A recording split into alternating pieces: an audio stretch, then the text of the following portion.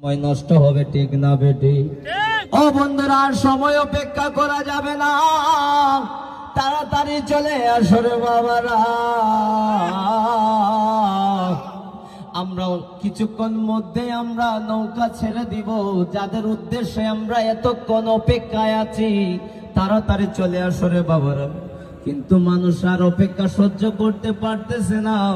অনেকে আসছে সকালবেলা, খাওয়া দাওয়া করে আসছে না, বাসা থেকে খিদায় পেটে।